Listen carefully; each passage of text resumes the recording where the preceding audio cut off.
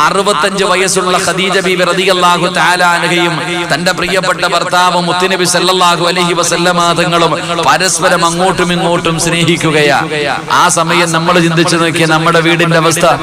40 വയസ്സ് കഴിഞ്ഞാൽ ഭർത്താവ് ഒരു റൂമിൽ, ഭാര്യ ഒരു റൂമിൽ കിടക്കുന്ന കാലമാണ്. ഈ സദസ്സിൽ നെളിഞ്ഞിരിക്കുന്ന വാപ്പമാരോട്, ഈ സദസ്സിൽ നെളിഞ്ഞിരിക്കുന്ന എന്റെ ഉപ്പമാരോട്, വേദിയിലും പുറത്തിരിക്കുന്നവരോട്, സ്വന്തം ഭാര്യയുടെ കൂടെ ഇപ്പോഴും കിടന്നുറങ്ങണ എത്ര ഭർത്താക്കന്മാരാ ഉള്ളത്? കാരണം 40 കഴിഞ്ഞു, 45 കഴിഞ്ഞു, ഇനിയിപ്പോ എന്തിപ്പ ഇല്ലേ? ഇനിയിപ്പോ എന്ത്? എങ്കിൽ അള്ളാഹുവെ അപ്പോഴാ സ്നേഹിക്കേണ്ടത്. നീ വിചാരിച്ചോ കല്യാണത്തിന്റെ 1ാമത്തെ രാത്രിയാ സ്നേഹിക്കേണ്ടതെന്ന്? ആരാ പറഞ്ഞതെന്ന്? പാപ്പ കല്യാണത്തിന്റെ 1ാമത്തെ രാത്രിയല്ല സ്നേഹിക്കേണ്ടത്. അത് സ്നേഹിക്കാൻ ആരെ കൊണ്ടും പറ്റും, കാരണം പുതുജോടിയാ. പക്ഷെ സ്നേഹിക്കേണ്ടത് എപ്പോഴെന്നറിയോ? പ്രായമായി വരുമ്പോഴാണ്. പ്രായമായി വരുന്ന സമയത്താണ് ഏറ്റവും കൂടുതൽ സ്നേഹം കാണിക്കേണ്ടത്. അപ്പൊ നമ്മൾ ആർക്കും വേണ്ട, നാട്ടുകാർക്കും വേണ്ട, സംഘടനകൾക്കും വേണ്ട, നമ്മുടെ മക്കൾക്കും വേണ്ട, ആർക്കും വേണ്ട. ആ സമയത്ത് വീടിന്റെ അകത്ത് രോഗം പിടിച്ച് കിടക്കുന്ന സമയത്ത് അപ്പോഴാ ഭാര്യയും ഭർത്താവും തമ്മിൽ ഏറ്റവും കൂടുതൽ സ്നേഹിക്കേണ്ടത്. അള്ളാഹു നമുക്ക് ഈമാൻ നൽകുമാറാകട്ടെ. അള്ളാഹു നമുക്ക് ഈമാൻ നൽകുമാറാകട്ടെ. അപ്പൊ ഖദീജ ബീബി റളിയല്ലാഹു തആല അൻഹ മുത്തുനബിയും പരസ്പരം ഇങ്ങനെ സ്നേഹിച്ചുകൊണ്ടിരിക്കുകയാ. അവിടെ നിങ്ങൾക്ക് ചരിത്രം അറിയാം. ഖദീജ ബീബി റളിയല്ലാഹു തആല അൻഹ അല്ലാഹുവിന്റെ റസൂൽ സല്ലല്ലാഹു അലൈഹി വസല്ലമ തങ്ങളോട് ചോദിച്ചു, നബിയെ 25 കൊല്ലമായി നമ്മൾ രണ്ടുപേരും ഒരുമിച്ച് ജീവിക്കാൻ തുടങ്ങിയിട്ട്, 25 വർഷക്കാലമായി നമ്മൾ രണ്ടുപേരും വിവാഹ ജീവിതത്തിലേക്ക് കാലെടുത്തു വെച്ചിട്ട് 25 വർഷമായി. ഞാൻ അങ്ങയുടെ മനസ്സിന് വേദനയുണ്ടാക്കണ എന്തെങ്കിലും പറഞ്ഞു പോയിട്ടുണ്ടെങ്കിൽ എനിക്ക് നിങ്ങൾ പൊരുത്തപ്പെട്ടു തരണം. ഭർത്താവിനോട് ഭാര്യ പൊരുത്തം ചോദിക്കുകയാണ്. ഭർത്താവിനോട് ഭാര്യ പൊരുത്തം ചോദിക്കുകയാ. റസൂലുള്ളാഹി തങ്ങൾക്ക് അത്ഭുതമായി. അവിടെ നിന്ന് ഖദീജ ബീബി റളിയല്ലാഹു തആല അൻഹ പറഞ്ഞു, നബിയെ ഞാൻ പോവാ നബിയെ, എന്റെ മരണമെടുത്തു നബിയെ, എന്റെ മരണമെടുത്തു. അല്ലാഹുവിന്റെ പ്രവാചകന്റെ പ്രിയപ്പെട്ട ഭാര്യ മഹദിയായ ഖദീജ ബീബി റളിയല്ലാഹു തആല അൻഹ അല്ലാഹുവിന്റെ പ്രവാചകൻ എന്ന പ്രിയപ്പെട്ട ഭർത്താവിന്റെ മടിത്തട്ടിൽ കിടന്നിട്ട് അവിടെ നിന്ന് യാത്ര പറയുകയാണ്. അവിടെ നിന്ന് പൊരുത്തം ചോദിക്കുകയാണ്. ഫാത്തിമ എന്ന് പറയുന്ന പൊന്നാര മകൾ ഇത് കണ്ടുകൊണ്ടിരിക്കുകയാണ്. ലോകത്തൊരു പെണ്ണിനും ഒരു മക്കൾക്കും കാണാൻ കഴിയാത്ത ഒരു കാര്യമല്ലോ. അവിടെ പ്രിയപ്പെട്ട ഭർത്താവിന്റെ കയ്യിൽ പിടിച്ചിട്ട്, വാപ്പാടെ കയ്യിൽ പിടിച്ചിട്ട് ഉമ്മ പൊരുത്തം ചോദിക്കുകയാ. വിട്ടുകൊടുക്കാൻ മനസ്സില്ലാതെ അല്ലാഹുവിന്റെ പ്രവാചകനും പിരിയാൻ കഴിയാതെ കരയുകയാണ്. പ്രവാചകനും അവിടെ നിന്ന് കരയുന്നു. ഖദീജ ബീവിയെ സമാധാനിപ്പിക്കുന്നു. ഖദീജ ബീവിയെ സമാധാനിപ്പിക്കുന്നു. അല്ലാഹുവിന്റെ പ്രവാചകൻ അവസാനം യാത്രയെല്ലാം പറന്നു കിടന്നപ്പോ ഖദീജ ബീബി റളിയല്ലാഹു തആല അൻഹ ഫാത്തിമ എന്ന് പറയുന്ന പൊന്നാര മകൾ അടുത്ത് വിളിക്കുകയാണ്. മോളെ ഫാത്തിമ, അമ്മാടെ പൊന്നുമോളിങ്ങ് വാ. ഫാത്തിമ ബീബി റളിയല്ലാഹു തആല അൻഹ അടുത്ത് പിടിച്ചു. എന്നിട്ട് ഫാത്തിമയുടെ കയ്യിൽ പിടിച്ചു. അല്ലാഹുവിന്റെ പ്രവാചകന്റെ കയ്യിൽ പിടിച്ചു. എന്നിട്ട് ഫാത്തിമ ബീബി റളിയല്ലാഹു തആല അൻഹയുടെ കയ്യിൽ പിടിച്ചിട്ട് ഖദീജ ബീബി റളിയല്ലാഹു തആല അൻഹ കരയുകയാണ്. ഖദീജ ബീബി കരയുകയാണ്. അല്ലാഹുവിന്റെ റസൂൽ ചോദിക്കുന്നു, ഖദീജ എന്തിനാ ഖദീജ നീ കരയുന്നത്? എന്തിനാ ഖദീജ കരയുന്നത്? യാ റസൂലല്ലാഹ്, എന്റെ പൊന്നാര മകള് ചെറിയ പെണ്ണാണല്ലോ, എന്റെ ഫാത്തിമയ്ക്ക് ചെറിയ പ്രായമാണല്ലോ. ഒരു പെൺകുട്ടിക്ക് ഏറ്റവും കൂടുതൽ ഉമ്മയുടെ ആവശ്യം വരുന്ന സമയമാണല്ലോ. ഒരു പെണ്ണിന് ഉമ്മയാണല്ലോ വേണ്ടത്, ഒരു ഉമ്മയുടെ സഹായം വേണ്ട സമയമാണല്ലോ. പക്ഷേ ഞാൻ പോകുകയാണല്ലോ നബിയേ, എനിക്ക് ഫാത്തിമയെ കുറിച്ച് ഓർത്തിട്ട് വല്ലാത്ത വേദനയുണ്ട്. ഫാത്തിമ എന്ന് പറയുന്ന എന്റെ പൊന്നാര മകളെ കുറിച്ച് ഓർത്തിട്ട് എനിക്ക് വല്ലാത്ത വേദനയാ. എന്റെ മോളെ പിരിയാൻ പോകുകയാണല്ലോ, എന്റെ പൊന്നാര മകളെ പിരിയാൻ പോകുകയാണല്ലോ. അവസാനം ഖദീജ ബീബി റളിയല്ലാഹു തആല അൻഹ തന്റെ പൊന്നാര മകളുടെ കയ്യിൽ പിടിച്ചിട്ട് അല്ലാഹുവിന്റെ റസൂൽ എന്ന് പറയുന്ന തന്റെ പ്രിയപ്പെട്ട ഭർത്താവിന്റെ കയ്യിൽ ഇങ്ങനെ പൊന്നാര മകളുടെ കൈ പിടിച്ചു കൊടുക്കുകയാ. തന്റെ പ്രിയപ്പെട്ട പൊന്നുമോളെ വാപ്പാടെ കയ്യിൽ ഏൽപ്പിച്ചു. എന്നിട്ട് പറഞ്ഞു, നബിയേ, എന്റെ ഫാത്തിമാനെ ഒരിക്കലും കരയിപ്പിക്കല്ലേ നബിയേ, എന്റെ പൊന്നുമോളെ വേദനിപ്പിക്കല്ലേ നബിയേ. എന്റെ പൊന്നാര മകളുടെ കണ്ണ് നിറയാതെ, ഫാത്തിമയുടെ കണ്ണ് നിറയാതെ ഫാത്തിമയെ നല്ലതുപോലെ നോക്കിക്കൊള്ളണേ നബിയേ. ബീവിയതാ തന്റെ പൊന്നാര മകളെ ഭർത്താവിന്റെ കയ്യിൽ പിടിച്ചു കൊടുത്തിട്ട് പറയുകയാ, എന്റെ ഫാത്തിമയെ വേദനിപ്പിക്കരുത്, എന്റെ ഫാത്തിമയെ കരയിപ്പിക്കരുത്. അല്ലാഹുവിന്റെ റസൂൽ പറഞ്ഞു, ഇല്ല ഖദീജ, ഫാത്തിമ ഞാൻ ഒരിക്കലും വേദനിപ്പിക്കില്ല, ഫാത്തിമയെ ഞാൻ ഒരിക്കലും കരയിപ്പിക്കില്ല. അവിടുന്ന് പടച്ചവനെ യാത്ര പറയുകയാണ്. ഖദീജ ബീവി റളിയല്ലാഹു തആല അൻഹ മരണപ്പെടുകയാ. ഖദീജ ബീവി അവിടുന്ന് മരണപ്പെടുകയാണ്. പടച്ചവനെ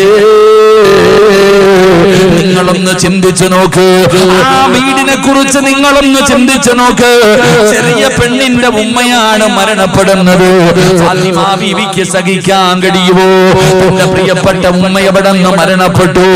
വാപ്പായിക്കാണെങ്കിൽ ഉമ്മയോട് വല്ലാത്ത സ്നേഹമാ. ഫാത്തിമയ്ക്കറിയാ എന്റെ ഉപ്പാടെ ജീവനാണെന്ന്, ഉപ്പായിക്ക് ഉമ്മയോട് വല്ലാത്ത സ്നേഹമാണെന്ന് ഫാത്തിമയ്ക്കറിയാ. അത് ചരിത്രം വായിച്ചു നോക്കിയാ അറിയാ. ഫാത്തിമ ബീവി റളിയല്ലാഹു തആല അൻഹയുടെ ഉമ്മയായ ഖദീജ ബീവി അല്ലാഹുവിന്റെ പ്രവാചകന്റെ മുന്നിലെങ്ങാനും ഖദീജ എന്ന് പറഞ്ഞ പ്രവാചകന് മരിക്കുന്ന കാലം വരെ കണ്ണ് നിറയുമായിരുന്നു. ഖദീജ എന്ന് പറയുന്ന പേര് പറഞ്ഞാൽ തന്നെ പ്രവാചകന് കരയുമായിരുന്നു. അത്രയ്ക്കും സ്നേഹമാ ഖദീജാന്, അത്രയ്ക്കും സ്നേഹമാ ഖദീജയെ. അതാ പടച്ചവനെ തന്റെ പ്രിയപ്പെട്ട ഭാര്യ മരണപ്പെട്ടു പോയതിന്റെ വേദനയിൽ അല്ലാഹുവിന്റെ പ്രവാചകൻ വീടിന്റെ അകത്തിരുന്ന് കരയുകയാണ്. മറു സൈഡിൽ ഉമ്മ മരണപ്പെട്ടതിന്റെ വേദനയിൽ ഫാത്തിമ. പക്ഷേ ഫാത്തിമ എന്ന് പറയുന്ന പൊന്നുമകളുണ്ടല്ലോ, അല്ലാഹുവിന്റെ പ്രവാചകൻ എന്ന് പറയുന്ന വാപ്പാടെ ചാരത്ത് പോവുകയാണ്. ഉമ്മ മരണപ്പെട്ടതിന്റെ വേദനയിലിരിക്കുന്ന പ്രവാചകന്റെ ചാരത്ത് ചെന്നിട്ട് ഫാത്തിമ ബീവി റളിയല്ലാഹു തആല അൻഹ സമാധാനിപ്പിക്കുകയാ. എങ്ങനെയാ സമാധാനിപ്പിച്ചതെന്നറിയുമോ? എങ്ങനെയാ സമാധാനിപ്പിച്ചതെന്നറിയുമോ? ഒരു ഉമ്മ മകനെ എങ്ങനെയാണോ നോക്കുന്നത്, ഒരു ഉമ്മ മകനെ എങ്ങനെയാണോ നോക്കുന്നത്, അല്ലാഹുവിന്റെ പ്രവാചകൻ സ്വല്ലല്ലാഹു അലൈഹി വസല്ലമ തങ്ങൾ ഫാത്തിമ എന്ന് പറയുന്ന പൊന്നാര മകളെ വിളിച്ച പേരെന്തെന്നറിയോ? ഉമ്മു അബീഹാ, വാപ്പാടെ ഉമ്മ, വാപ്പാടെ ഉമ്മ. ഫാത്തിമയെ കാണുമ്പോ മുത്തുനബി പറയുമായിരുന്നു, വാപ്പയുടെ ഉമ്മയാ ഫാത്തിമ. ഒരു ഉമ്മ എങ്ങനെയാണോ മകനെ സ്നേഹിക്കുന്നത്. തന്റെ ഭാര്യ മരണപ്പെട്ടതിന്റെ വേദനയിൽ അല്ലാഹുവിന്റെ റസൂൽ സല്ലല്ലാഹു അലൈഹി വസല്ലമ തങ്ങൾ വീടിന്റെ അകത്തിരുന്ന് കരഞ്ഞപ്പോ ഒരു ഉമ്മ എങ്ങനെയാണോ മകനെ സമാധാനിപ്പിക്കുന്നത്, അതുപോലെ ഫാത്തിമ എന്ന് പറയുന്ന മകള് പോയിട്ട് വാപ്പാനെ സമാധാനിപ്പിച്ചു. റസൂലുള്ളാഹി തങ്ങൾ വിളിച്ചു ഫാത്തിമ ഉമ്മു അബീഹ, വാപ്പയുടെ ഉമ്മ, വാപ്പയുടെ ഉമ്മ. പ്രവാചകന്റെ ഏറ്റവും കൂടുതൽ വേദനയുണ്ടായ പ്രയാസമുണ്ടായ സമയത്ത് ഖദീജ ബീവി മരണപ്പെട്ട സമയത്ത് ഫാത്തിമ എന്ന് പറയുന്ന ആ ഒരു ചെറിയ മകളാ മുത്തുനബി സമാധാനിപ്പിച്ചത്. തിരിച്ചോ, ഉമ്മ മരണപ്പെട്ടു പോയ ഒരു മകൾ, ആ മകളെ സമാധാനിപ്പിച്ചത് വാപ്പയാ. ഉമ്മയുടെ കുറവ് വരുത്തിയില്ല, ഉമ്മയുടെ കുറവ് വരുത്തിയില്ല, ഉമ്മാടെ കുറവ് മുത്തുനബി ഫാത്തിമയ്ക്ക് വരുത്തിയില്ല. അങ്ങനെ പ്രവാചകൻ പറഞ്ഞു, ഫാത്തിമ നീ എന്റെ കരളിന്റെ കഷ്ടമാ ഫാത്തിമ, ഉപ്പാടെ കരളിന്റെ കഷ്ടമാണ് എന്റെ പൊന്നുമോള്. അങ്ങനെ രണ്ടുപേരും പരസ്പരനെ പരസ്പരം ഇങ്ങനെ സ്നേഹത്തോടെ കഴിയുകയാണ്. പക്ഷേ പീഡനങ്ങൾക്ക് കുറവില്ലല്ലോ, എവിടെ നോക്കിയാലും വല്ലാത്ത പീഡനങ്ങളാണ്. അല്ലാഹുവിന്റെ പ്രവാചകൻ സ്വല്ലല്ലാഹു അലൈഹി വസല്ലമ തങ്ങളുടെ മുന്നിലേക്ക് അതാ പടച്ചവരെ സഹാബത്ത് കടന്നു വരികയാണ്. പ്രവാചകന്റെ മുന്നിൽ വന്ന് കരഞ്ഞുകൊണ്ട് പറയുന്നു, നബിയെ പീഡനങ്ങളാണ്. കണ്ടോ നബിയെ, വസ്ത്രം ഇങ്ങനെ ഉയർത്തിയിട്ട് കാണിച്ചു കൊടുക്കുകയാണ്. പഠിപ്പിച്ച കമ്പി കൊണ്ട് ഞങ്ങളുടെ പച്ചയിറച്ചി കരിച്ചിരിക്കുന്നത് കണ്ടോ നബിയെ. പ്രവാചകന്റെ മുന്നിൽ വന്ന് സ്വഹാബത്ത് മുഴുവനും കരഞ്ഞുകൊണ്ട് പരാതി പറയുമ്പോ അവസാനം അല്ലാഹുവിന്റെ റസൂൽ പറഞ്ഞു, ഹിജ്റ പോകാറ്, മക്കയിൽ നിന്ന് മദീനയിലേക്ക് ഹിജ്റ പോകാറ്.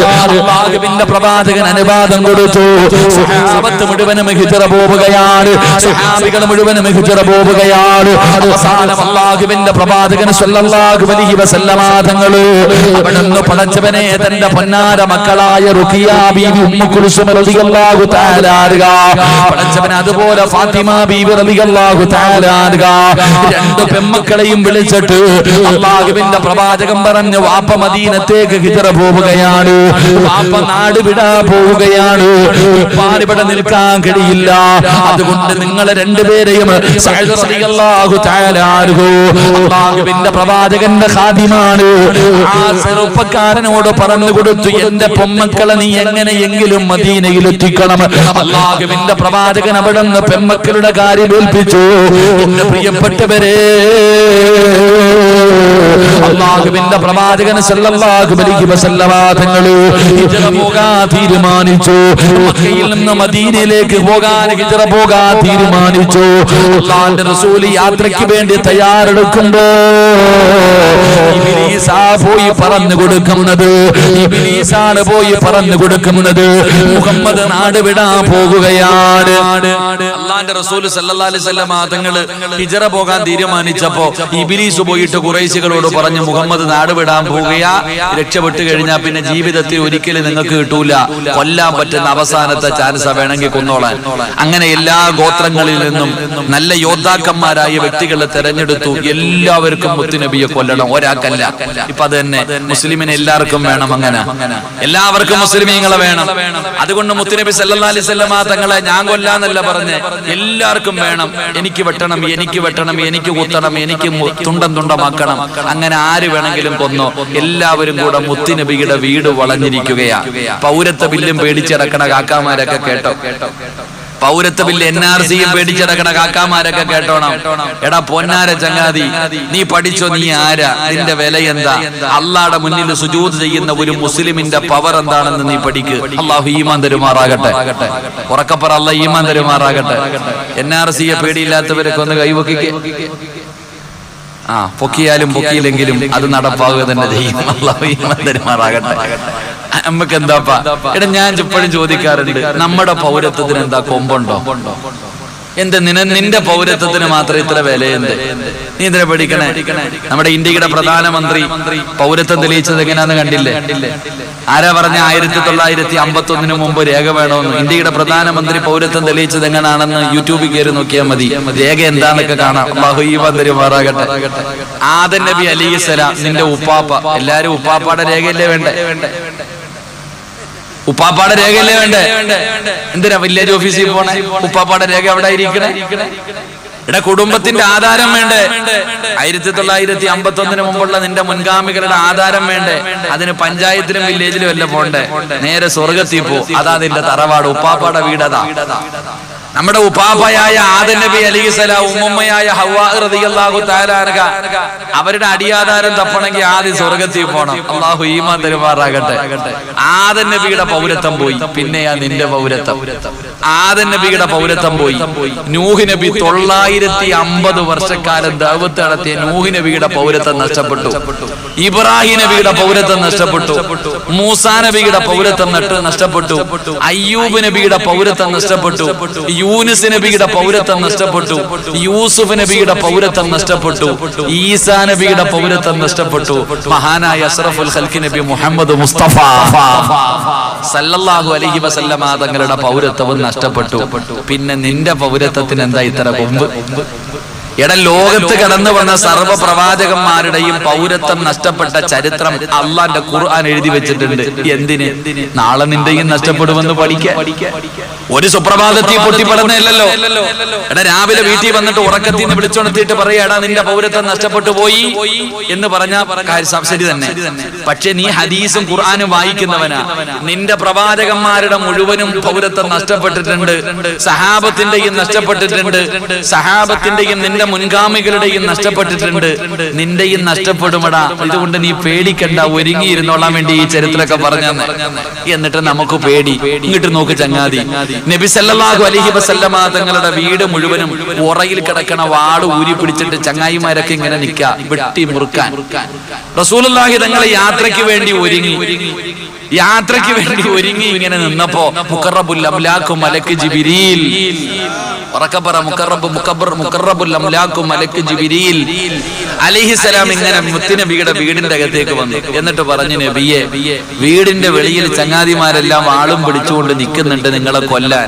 അതുകൊണ്ട് AK-47 അങ്ങോട്ട് എടുക്കണം. വീടിന്റെ വാതിൽ തുറന്നിട്ട് പറ വെടിവെച്ച് എല്ലാത്തിനെ കൊല്ല എന്നാ പറഞ്ഞ്. അല്ലെങ്കിൽ വല്ല ആറ്റം പോകുമ്പോ വല്ല മിസൈലോ എടുത്ത് വെളിയിലിട്ടിട്ട് കൊന്നിട്ട് പോണോന്നാ പറഞ്ഞ്? അല്ല. പിന്നെ എന്തേ പറഞ്ഞ്? ചരിത്രം നോക്കിയാ മതി, ചരിത്രം നോക്കിയാ മതി. ഇന്നത്തോടുകൂടി നിന്റെ പൗരത്വ പേടി മാറും. അള്ളാഹു ഈമാൻ തരുമാറാകട്ടെ.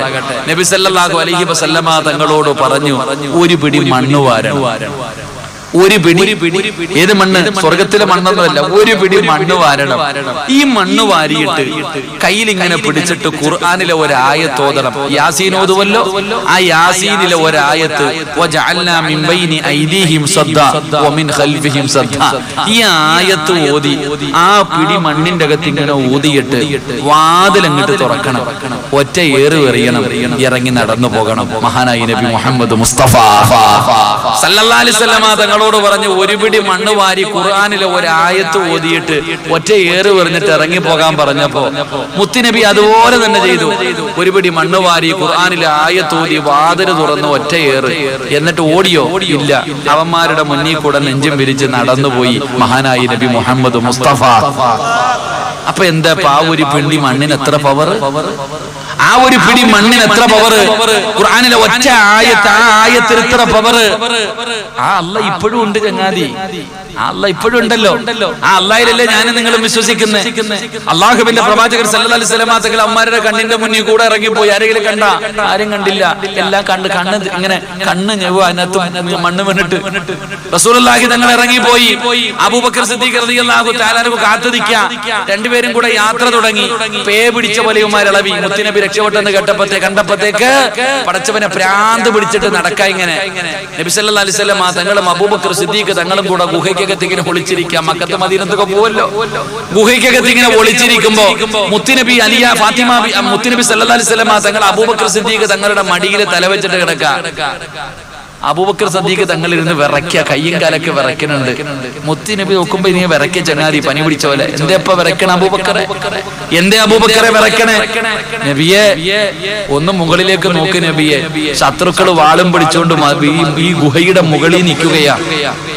ശത്രുക്കൾ വാളും പിടിച്ചുകൊണ്ട് ഇവിടെ വരെ എത്തി, ഗുഹയുടെ മുകളിലെത്തി. അവന്റെ കയ്യിലിരിക്കുന്ന വാളിന്റെ വെളിച്ചത്തെ ഗുഹയ്ക്ക് തടിക്ക. അവന്മാരെങ്ങാണോ ഒന്ന് താഴേക്ക് നോക്കിയാ നമ്മളെ കൊന്നുകളയും നബിയെ, നമ്മളെ പിടിക്കും നബിയെ. നമ്മളെ രണ്ടുപേരുടെ കാര്യവും തീർന്നു. ഒന്ന് താഴേക്ക് നോക്കിയാൽ മതി, കാലി നോക്കിയാൽ മതി, തീർന്നു. നബി സല്ലല്ലാഹു അലൈഹി വസല്ലം തങ്ങൾ ഇരുന്ന് ചിരിക്കുക. അബൂബക്കർ തങ്ങൾ ചോദിക്കുന്നത്, എന്തിനാ നബിയെ ചിരിക്കണേ? എവിടെ ഇരുന്നാ ചിരിക്കണെന്ന് കൂടെ ചിന്തിക്കണം. അവിടെ നിന്ന് ചോദിച്ചു, നബിയെ എന്തിനാ ചിരിക്കണേ? റസൂലുള്ളാഹി സല്ലല്ലാഹു അലൈഹി വസല്ലം തങ്ങൾ പറഞ്ഞു, ലാ തഹ്സൻ ഇന്നല്ലാഹ മഅനാ. അബൂബക്കറെ, അല്ലാഹ് നമ്മുടെ കൂടെ ഉണ്ടല്ലോ, പിന്നെ എന്തിനാ പേടിക്കണേ? പൊന്നാര ചങ്ങാതി, മുത്തുനബി സല്ലല്ലാഹു അലൈഹി വസല്ലം തങ്ങൾ അബൂബക്കർ തങ്ങളോട് പറഞ്ഞു, നീ എന്തിനാ പേടിക്കണേ? അല്ലാഹ് നമ്മുടെ കൂടെ ഇല്ലേ? ലാ തഹ്സൻ ഇന്നല്ലാഹ മഅനാ. അല്ലാഹ് വിചാരിച്ചാലല്ലേ അവൻ കാലി നോക്കത്തുള്ളൂ. അല്ലാഹ് വിചാരിച്ചാലല്ലേ അവൻ നമ്മളെ പിടിക്കത്തുള്ളൂ. അല്ലാഹ് വിചാരിച്ചാലല്ലേ അവൻ നമ്മളെ കൊല്ലത്തുള്ളൂ. അപ്പൊ പിന്നെ അല്ലാഹ് നമ്മുടെ കൂടെ ഇല്ലേ, പിന്നെ എന്തിനാ പേടിക്കണേ? അല്ലാഹു നമുക്ക് ഈമാൻ തരുമാറാകട്ടെ. അതുകൊണ്ട് ഞാൻ നിങ്ങളോടും ചോദിക്കാം, അല്ലാഹ് നമ്മുടെ കൂടെ ഉണ്ടല്ലോ, അല്ലാഹ് നമ്മുടെ കൂടെ ഇല്ലേ, പിന്നെ എന്തിനാ അപ്പൊ പേടിക്കണേ? ഭൂരിപക്ഷം ഇല്ലാത്തതുകൊണ്ടോ? ഭൂരിപക്ഷം ഇല്ല. ഭൂരിപക്ഷം ഇല്ലാത്തത് നല്ലതാ, ഭൂരിപക്ഷം ഇല്ലാത്തത് നല്ലതാ. നിങ്ങൾ ചരിത്രം എടുത്തു നോക്ക്. ഇന്ന് വരെ ഭൂരിപക്ഷം ജയിച്ച ഒരു യുദ്ധവും ഇല്ല. ഏത് യുദ്ധം വേണമെങ്കിലും എടുത്തോ, ബദറോ ഉഹദോ ഹന്തക്കോ ഖൈബറോ തബൂക്കോ യർമൂക്കോ, ഏത് യുദ്ധം വേണമെങ്കിലും എടുത്തു നോക്ക്. ഏതെങ്കിലും ഒരെണ്ണത്തിൽ ഭൂരിപക്ഷം ജയിച്ചിട്ടുണ്ടോ? ഇല്ല. ന്യൂനപക്ഷമേ ജയിച്ചിട്ടുള്ളൂ. അപ്പൊ അതുകൊണ്ട് നമ്മൾ ആള് കുറവാ, നമ്മുടെ കയ്യിൽ അധികാരമൊന്നുമില്ല. പക്ഷെ ഉള്ളത് നല്ലതാ. അള്ളാഹു നിലനിർത്തി തരുമാറാകട്ടെ, അള്ളാഹു നിലനിർത്തി തരുമാറാകട്ടെ. അതുകൊണ്ട് എന്റെ പ്രിയമുള്ളവരെ, ഞാൻ പറഞ്ഞത് റസൂലുള്ളാഹി സ്വല്ലല്ലാഹു അലൈഹി വസല്ലമ തങ്ങൾ അങ്ങനെ ഹിജ്റ പോയി, മുത്തുനബി പോയി. പക്ഷേ പ്രവാചകന് മദീനത്ത് ചെന്നിട്ട് ഉറക്കമില്ല. കാരണം ഫാത്തിമ എന്ന് പറയുന്ന പൊന്നാര മകളും മക്കയില. ഫാത്തിമ എന്ന് പറയുന്ന പൊന്നാര മകളെ കുറിച്ച് ഒരു അറിവുമില്ല. ഉമ്മയില്ലാത്ത മകളാണല്ലോ. ഭാര്യയുടെ കയ്യിൽ പിടിച്ചിട്ട് പറഞ്ഞതാ ഒരിക്കലും ഫാത്തിമാനെ വേദനിപ്പിക്കില്ല എന്ന്. എന്റെ പ്രിയപ്പെട്ട സഹോദരങ്ങളെ, അള്ളാഹുവിന്റെ പ്രവാചകന്റെ പെമ്മക്കളുമായി സഅദ് റളിയല്ലാഹു തആല അൻഹു അവിടെ നിന്ന് യാത്രയായി. മക്കയിലെ ഖുറൈശികൾ ഭ്രാന്ത് പിടിച്ചിട്ട് നടക്കുക. വാപ്പാനെ കിട്ടിയില്ലെങ്കിൽ മോളെയെങ്കിലും കൊന്ന് സമാധാനിക്കണം. എന്തായാലും മുഹമ്മദിനെ കിട്ടിയില്ല.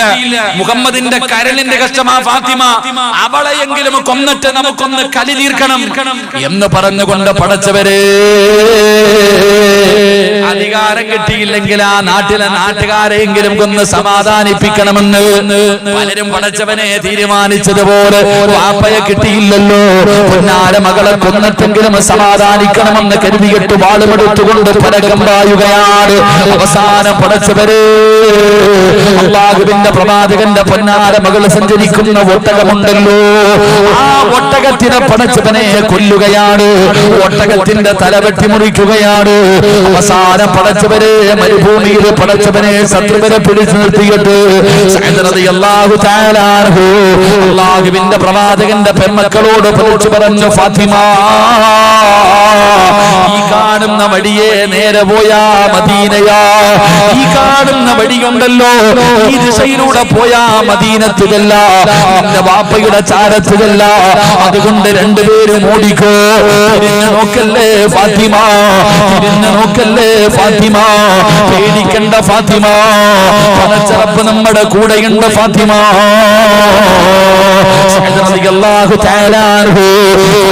എന്ന് പറയുന്ന ചെറിയ മകളോട് അവിടെ ഒന്ന് കാണിച്ചു കൊടുത്തു, ഇതിലേ പോയാ മദീനത്തിലല്ല, അവിടെ നിന്ന് ഓടാൻ പറയുമ്പോ എന്റെ പ്രിയപ്പെട്ട പെങ്ങള് പൗരത്വമില്ലെന്ന് കേട്ടപ്പോ പേടിച്ച് ഉറക്കം നഷ്ടപ്പെട്ടു പോയ പെങ്ങള്, പടച്ചവനെ എങ്കിലും ഫാത്തിമ എന്ന് പറയുന്ന ഈ പെണ്ണിന്റെ ചരിത്രം നീ ഒന്ന് പഠിക്കൂ. അതാ ശത്രുക്കളെ കൊണ്ട് സഞ്ചരിച്ചിരുന്ന ഒട്ടകത്തിനെ വെട്ടിക്കൊന്നിട്ട് ഫാത്തിമാനെ കൊല്ലാൻ നോക്കുമ്പോ അവിടെ നിന്ന് സ്വഹാബി പറഞ്ഞു, ഇതിലേ നേരെ പൊക്കൊള്ളാറ്. ആ ഫാത്തിമ എന്ന് പറയുന്ന പൊന്നാര മകള് ഓടുകയാ. ആരാരുമില്ലാത്ത മരുഭൂമിയിലൂടെ, കഴിക്കാൻ ഭക്ഷണമില്ലാത്ത, ഒരാളും സഹായിക്കാനില്ലാത്ത മരുഭൂമിയിലൂടെ ഓടുകയാ. എത്ര കിലോമീറ്ററാ ഓടിയതെന്നറിയുമോ? എത്ര കിലോമീറ്ററാ ഓടിയതെന്നറിയുമോ? ചരിത്രം പറയുകയാണ്, താൻ സഞ്ചരിച്ചിരുന്ന ഒട്ടകത്തെ വെട്ടിമുറിച്ചു, തല വെട്ടിമുറിച്ചു, ഒട്ടകം താഴെ വീണു. അവിടെ നിന്ന് റസൂലുള്ളാഹി തങ്ങളുടെ മക്കളെ കൊല്ലാൻ നോക്കിയപ്പോ സ്വഹാബി ശത്രുവിനെ പിടിച്ചിട്ട് പറഞ്ഞു, ഇതിലെ നേരെ പോയ മദീനത്തെല്ല ഓടിക്കൊള്ളാൻ. ഇവിടെ നിന്ന് നേരെ പോയ മദീനത്തെത്തുമ്പോളാൻ. അള്ളാഹുവിന്റെ റസൂലിന്റെ പെമ്മക്കൾ ഓടുകയാ. എത്ര കിലോമീറ്റർ? ചരിത്രം പറയുന്ന 200 കിലോമീറ്ററിൽ പുറത്ത്. ഇവിടെ നിന്ന് 200 കിലോമീറ്റർ എത്ര ദൂരം? മൈസൂർ വരെ പോണ ദൂരം. എങ്ങനെ? ഇവിടെ നിന്ന് മൈസൂർ വരെ പോണ ദൂരം ഒന്ന് സങ്കല്പിക്ക്. വണ്ടിയിലല്ല. നമ്മളിവിടുന്ന് പോവാണെങ്കിൽ എന്തെല്ലാം ഉണ്ടാകും. എന്നാ ഫാത്തിമ റളിയല്ലാഹു തആല അൻഹ മുത്തുനബിയുടെ പെമ്മക്കൾ ആ 200 കിലോമീറ്ററിൽ പുറത്ത് ഒറ്റയ്ക്ക് മരുഭൂമിയിലൂടെ ഓടുകയാ. റസൂലുള്ളാഹി തങ്ങൾ ഇങ്ങനെ വന്ന് കാത്തു നിൽക്കും, മോളെ നോക്കി നിൽക്കും. മക്കയിൽ നിന്ന് വരുന്ന വഴിയിലേക്ക് നോക്കി ഇങ്ങനെ ഇരിക്കുക, പൊന്നുമോളെ കാണാനില്ല. എന്റെ പ്രിയപ്പെട്ടവരെ, ചരിത്രം പറയുന്നു, അവസാനം ഫാത്തിമ ബീവി റളിയല്ലാഹു തആല അൻഹ ഓടി ക്ഷീണിച്ചു വരുന്നത് മുത്തുനബി കണ്ടു. തന്റെ പൊന്നാര മകള് പേടിച്ച് വിറച്ചുകൊണ്ട് ഓടി വരുന്നത് അല്ലാഹുവിന്റെ പ്രവാചകൻ കണ്ടു. മുത്തുനബി സല്ലല്ലാഹു അലൈഹി വസല്ലമ തങ്ങൾ നോക്കുമ്പോൾ തന്റെ പൊന്നാര മകള് വസ്ത്രങ്ങളൊക്കെ കീറിയിട്ടുണ്ട്, ശരീരത്ത് നിന്ന് രക്തമൊലിക്കുന്നുണ്ട്. തന്റെ പൊന്നാര മകള് വല്ലാത്തൊരവസ്ഥയിൽ ഓടി വരികയാണ്. റസൂലുള്ളാഹി തങ്ങളെ കണ്ടപ്പോ ഫാത്തിമ ബീവിയുടെ സർവ്വപ്രയാസവും മാറുകയാണ്. ഫാത്തിമയെ കണ്ടതും അല്ലാഹുവിന്റെ റസൂൽ കരയുകയാ. തന്റെ പൊന്നാര മകളെ കണ്ടപ്പോ പ്രവാചകൻ സല്ലല്ലാഹു അലൈഹി വസല്ലമ തങ്ങൾ ഫാത്തിമ ബീവിയുടെ നെറ്റിത്തടത്തിൽ കെട്ടിപ്പിടിച്ചിട്ട് ചുംബനം കൊടുക്കുകയാ. പാണ്ടെടുക്കല് പൊന്നുമോള് വന്നല്ലോ, എന്റെ പൊന്നാര മകൾക്കൊന്നും പറ്റിയില്ലല്ലോ. പ്രവാചകനെ കയ്യിൽ പിടിച്ചു കൊണ്ടുപോവുകയാണ്. പിന്നെ മദീനയിൽ സമാധാനമുള്ള ഒരു ജീവിതമാണല്ലോ. അല്ലാഹുവിന്റെ പ്രവാചകൻ സല്ലല്ലാഹു അലൈഹി വസല്ലമ തങ്ങൾ മദീനത്ത് ചെന്നിട്ട് ഇങ്ങനെ ജീവിക്കുമ്പോഴാ കണ്ടാണ് പടച്ചവനെ ബദർ യുദ്ധം കടന്നു വരുന്നത്. പ്രതികാരത്തിന് വേണ്ടി ഇറങ്ങിയിരിക്കുകയാണ്. അവസാനം ബദറിന്റെ രണാങ്കണത്തിലേക്ക് സ്വഹാബത്തിന്റെ കൂടെ പ്രവാചകൻ യാത്രയാകുമ്പോ അല്ലാഹുവിന്റെ പ്രവാചകന്റെ പ്രിയപ്പെട്ട പൊന്നുമോള് റുഖിയ ബീവി റളിയല്ലാഹു തആല അൻഹ ഉസ്മാൻ തങ്ങളുടെ ഭാര്യയാണ്. രോഗം പിടിച്ചു കിടക്കുകയാണ്. അല്ലാഹുവിന്റെ പ്രവാചകൻ അവിടെ നിന്ന് പറഞ്ഞു, ഉസ്മാൻ നീ യുദ്ധത്തിന് വരണ്ട, ഭാര്യ സുഖമില്ലാതെ കിടക്കുകയാണല്ലോ. അവിടെ നിന്ന് പൊന്നാര ഭാര്യയ്ക്ക് ഖിദ്മത്ത് ചെയ്യാൻ അവിടെ നിന്ന് പറഞ്ഞേൽപ്പിക്കുകയാണ്. അല്ലാഹുവിന്റെ പ്രവാചകൻ ബദർ യുദ്ധത്തിന് പോയി. പക്ഷേ അല്ലാഹുവിന്റെ പ്രവാചകൻ അവിടെ നിന്ന് യുദ്ധത്തിലേക്ക് പോയി കഴിഞ്ഞപ്പോ അല്ലാഹുവിന്റെ റസൂലിന്റെ പൊന്നുമകളങ്ങ് മരണപ്പെടുകയാണ്. റുഖിയ ബീവി റളിയല്ലാഹു തആല അൻഹ മരണപ്പെടുകയാണ്. ഫാത്തിമ ബീവി വീടിന്റെ അകത്തിരുന്ന് കരയുകയാ. സ്വന്തം സഹോദരിയാണ് മരിച്ചു കിടക്കുന്നത്, സ്വന്തം ജ്യേഷ്ഠത്തിയാണ് മരിച്ചു കിടക്കുന്നത്. ഫാത്തിമ ബീവിക്ക് എന്ത് ചെയ്യണമെന്നറിയില്ല. വാപ്പയാണെങ്കിൽ നാട്ടിലില്ല, വാപ്പ നാട്ടിലില്ല. അവസാനം ഉസ്മാൻ തങ്ങൾ അവിടെ നിന്ന് മയ്യത്ത് ഖബറടക്കി. എന്റെ പെങ്ങളെ ചിന്തിച്ചു നോക്കൂ, നീയാണെങ്കിൽ എന്ത് ചെയ്യും പെങ്ങള്, നീയാണെങ്കിൽ എന്ത് ചെയ്യും പെങ്ങള്. അല്ലാഹുവിന്റെ പ്രവാചകൻ നാട്ടിലില്ല, വാപ്പ നാട്ടിലില്ല. മകള് മരണപ്പെട്ടപ്പോ അനുജത്തി എല്ലാ വേദനയും മനസ്സിന്റെ ഉള്ളിൽ കടിച്ചമർത്തി കെട്ടിയിരിക്കുകയാണ്. അവസാനം അല്ലാഹുവിന്റെ പ്രവാചകർ ബദർ യുദ്ധം കഴിഞ്ഞു മടങ്ങി വരുമ്പോ ഫാത്തിമ ബീവി റളിയല്ലാഹു തആല അൻഹ ഇറങ്ങി ഓടുകയാ. തന്റെ ഉപ്പാടെ ചാരത്തേക്ക് ഓടുകയാണ്. വാപ്പാനെ കണ്ടത് ഓടിച്ചെന്നു. ഉപ്പാടെ കയ്യിൽ പിടിച്ചിട്ട് കരയുകയാ. അതുവരെ മനസ്സിന്റെ ഉള്ളിൽ വെച്ചിരുന്ന വേദന മുഴുവനും ഇറക്കി വെക്കുകയാണ്. വാപ്പാനെ കെട്ടിപ്പിടിച്ചു കരയുകയാണ്. എന്നിട്ട് ഉപ്പാടെ കയ്യിൽ പിടിച്ചു. എന്തേ ഫാത്തിമ കരയുന്നത്, എന്തേ ഫാത്തിമ കരയുന്നത്. പടച്ചവനെ, ഫാത്തിമ എന്ന് പറയുന്ന പൊന്നാര മകളുണ്ടല്ലോ, വാപ്പാടെ കയ്യിലും പിടിച്ച് നടന്നു പോവുകയാ. വാപ്പാടെ കയ്യിൽ പിടിച്ച് നടന്നു പോവുകയാ. എവിടേക്കെന്നറിയോ? പൊന്നാര മകളുടെ ഖബറിന്റെ ചാരത്താ. ഉപ്പാന്റെ കയ്യിൽ പിടിച്ചു കൊണ്ടുപോയിട്ട് സ്വന്തം മകളുടെ ഖബറിന്റെ ചാരത്ത് കൊണ്ടുപോയി നിർത്തുകയാണ്. പോയിപ്പാ, റുഖിയ പോയിപ്പാ. ഫാത്തിമ എന്ന് പറയുന്ന പൊന്നാര മകളുണ്ടല്ലോ, പാപ്പാനെ സ്വന്തം മകളുടെ ഖബറിന്റെ ചാരത്ത് കൊണ്ടുപോയി നിർത്തുകയാണ്. പ്രവാചകന്റെ കണ്ണ് നിറയുമ്പോ സമാധാനിപ്പിച്ചതാരാ? ഫാത്തിമ എന്ന് പറയുന്ന പൊന്നാര മകളാ. എന്റെ പ്രിയമുള്ളവരെ, അത് കഴിഞ്ഞ് പടച്ചവനെ ഫാത്തിമയ്ക്ക് വിവാഹപ്രായമെത്തി. അല്ലാഹുവിന്റെ പ്രവാചകൻ സല്ലല്ലാഹു അലൈഹി വസല്ലമ തങ്ങൾ ഫാത്തിമ ബീവിയെ വിളിച്ചിട്ട് പറഞ്ഞു, ഫാത്തിമ, നിന്റെ ഉപ്പയും ഉമ്മയും ഞാനാണ്, നിന്റെ ഉപ്പയും ഉമ്മയും ഞാനാണ്. നിനക്ക് വിവാഹപ്രായമെത്തി. നീ ഒറ്റയ്ക്ക് ഇങ്ങനെ നടന്നാ പോരാ. നിനക്കൊരു കുടുംബ ജീവിതം വേണമല്ലോ, നിനക്കൊരു താങ്ങ് വേണമല്ലോ. അതുകൊണ്ട് വാപ്പ നിനക്ക് വേണ്ടി ഒരു പുതിയ ആപ്പിളയെ തിരയാൻ പോവുകയാണ്. അല്ലാഹുവിന്റെ റസൂൽ ഫാത്തിമ എന്ന് പറയുന്ന പൊന്നാര മകളോട് പറഞ്ഞു കൊടുക്കുകയാ, എന്റെ പ്രിയപ്പെട്ട വാപ്പമാര്, ചെയ്യേണ്ടത് അങ്ങനെയാണ്. മക്കളോട് നിങ്ങൾ പറയണേ, മക്കളോട് നിങ്ങൾ അഭിപ്രായം ചോദിക്കണേ. മക്കൾക്ക് സർവ്വകാര്യങ്ങളും പറഞ്ഞു കൊടുക്കേണ്ട ബാധ്യത മാതാപിതാക്കൾക്കോ. അല്ലാഹുവിന്റെ പ്രവാചകൻ അവിടെ ഫാത്തിമയ്ക്കൊരു പുതിയ ആപ്പിളയെ തിരയാൻ തുടങ്ങി. മദീനത്ത് ഏറ്റവും വലിയ കോടീശ്വരന്മാരുണ്ടല്ലോ, അല്ലാഹുവിന്റെ റസൂലിന്റെ വീടിന്റെ മുന്നിലേക്ക് പെണ്ണ് ചോദിച്ചു വരികയാണ്. ഒരുപാട് സ്വഹാബത്ത് വന്നു, ഒരുപാട് സ്വഹാബത്ത് വന്നു, ഒരുപാട് വലിയ വലിയ കോടീശ്വരന്മാര് വന്നു. അല്ലാഹുവിന്റെ റസൂൽ അനുവാദം കൊടുത്തില്ല. ആരെയാണ് തിരഞ്ഞെടുത്തതെന്നറിയുമോ? അല്ലാഹുവിന്റെ പ്രവാചകന്റെ മുന്നിലേക്ക് മുഖറബുൽ അംലാഖ് മലക്ക് ജിബ്രീൽ എന്ന് പറയുന്ന മലക്ക് ഇറങ്ങി വരികയാണ്. യാ റസൂലല്ലാഹ്, ഫാത്തിമയ്ക്കൊരു പുതിയ ആപ്പിളയുണ്ട് നബിയേ. ഫാത്തിമയുടെ പുതിയാപ്പളയാരെന്നറിയോ? മഹാനായ സയ്യിദുനാ അലി ഇബ്നു അബീ ത്വാലിബ് റളിയല്ലാഹു തആല അൻഹു. അലിയാര് തങ്ങൾക്ക് കെട്ടിച്ചു കൊടുക്കാൻ ആരാ പറഞ്ഞത്? അല്ലാഹുവാണ് പറഞ്ഞത്. ഫാത്തിമയുടെ ഭർത്താവ് ആരാണെന്ന് അള്ളയാ പറഞ്ഞു വിട്ടത്. ജിബ്രീൽ എന്ന് പറയുന്ന മലക്ക് വന്ന് പറഞ്ഞു കൊടുക്കുകയാ. ആരാ? അലിയാര് തങ്ങളാരാ? എടാ ചെറുപ്പക്കാരാ,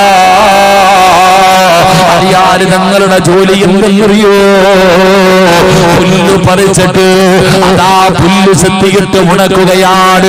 പുല്ല് ചെത്തിയിട്ട് ഉണക്കുകയാണ്. ഉണക്കിയിട്ട് ഒട്ടകവും കുതിരയുമുള്ള വീട്ടിൽ കൊണ്ടുപോയി വിൽക്കുന്ന ജോലിയാ. പാവപ്പെട്ടവനാ അലിയാര് തങ്ങള്, പാവപ്പെട്ടവനാ അലിയാര് തങ്ങള്.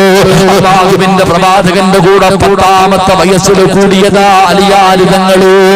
പഠിച്ചവര് ഫാത്തിമയെ വല്ലാത്ത ഇഷ്ടമാ. അലിയാര് തങ്ങൾക്ക് ഫാത്തിമാനെ വല്ലാത്ത ഇഷ്ടമാ. ആരോ പറഞ്ഞു അലിയേ ഫാത്തിമാനെ വിവാഹ ആലോചനകളൊക്കെ നടക്കുന്നുണ്ട്. പ്രവാചകന് ഫാത്തിമയെ വിവാഹം കഴിച്ചു കൊടുക്കാൻ തീരുമാനിച്ചിരിക്കുകയാ. അലിയാര് തങ്ങൾക്ക് വലിയ സന്തോഷമായി. ഫാത്തിമയെ വല്ലാത്ത ഇഷ്ടമാണല്ലോ. അല്ലാഹുവിന്റെ റസൂലിനോട് പെണ്ണ് ചോദിക്കണമല്ലോ. ഫാത്തിമാനെ വിവാഹം കഴിച്ചു തരുമോ എന്ന് ചോദിക്കും.